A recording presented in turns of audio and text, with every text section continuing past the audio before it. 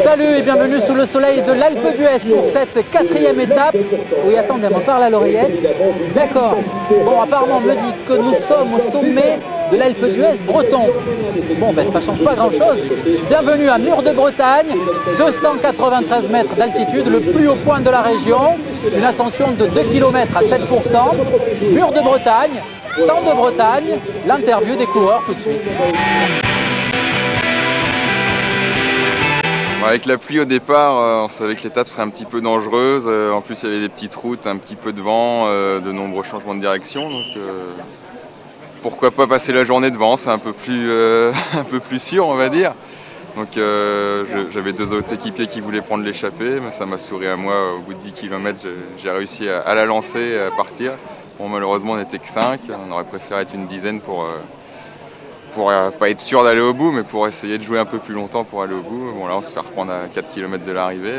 C'est pas trop mal quand même, on a bien géré, mais bon, c'est toujours pas jouer la gagne. C'est ce que je cherche quand même depuis le début du tour, donc j'espère que ce n'est que partie remise.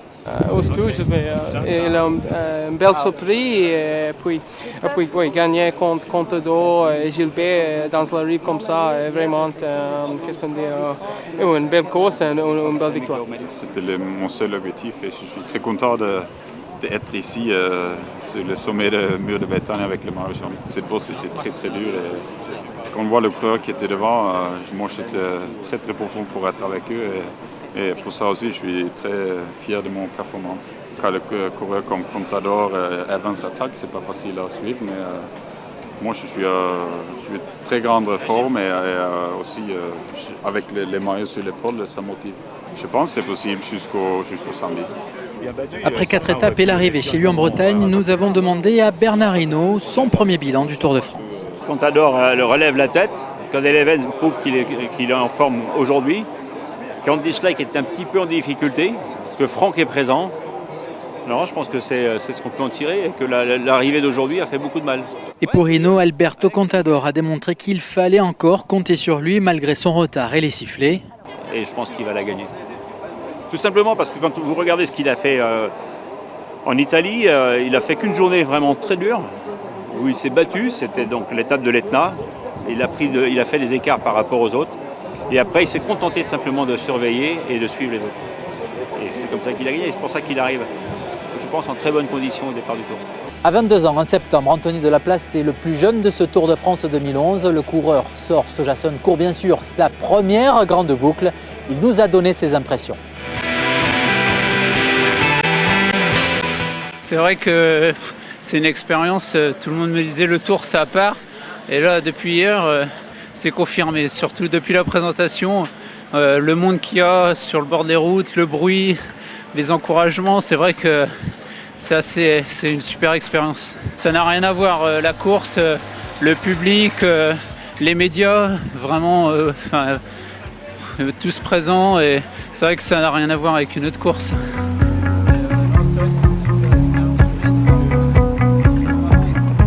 Direction maintenant un bus de la FDJ entièrement consacré au repos des coureurs de l'équipe française. Alors la cryothérapie, Kezako, réponse tout de suite en images.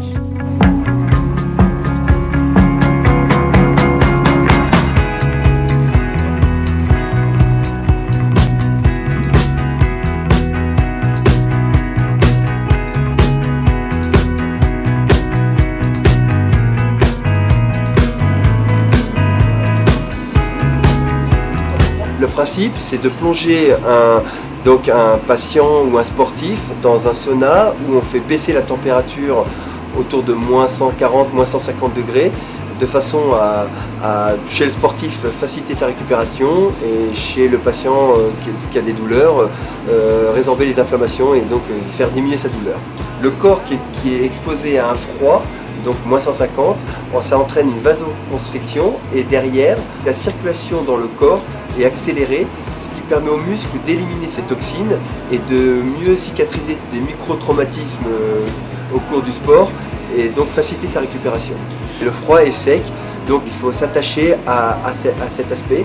La moindre humidité rendrait la séance beaucoup moins supportable, beaucoup plus désagréable, voire même on pourrait entraîner des brûlures. Donc il faut vraiment s'attacher à respecter ce côté sec. Voilà, Samuel nous a expliqué la cryothérapie. Maintenant, place à la pratique. Comme Olivier, je vais essayer cette machine moins 140 degrés pendant 2 minutes. Le froid est saisissant, on le sent, ça picote un peu. Pour le moment aux jambes et au dos, mais ça va. Voilà, c'est la fin de ce magazine. On se retrouve bien sûr dès demain sur les routes du Tour de France.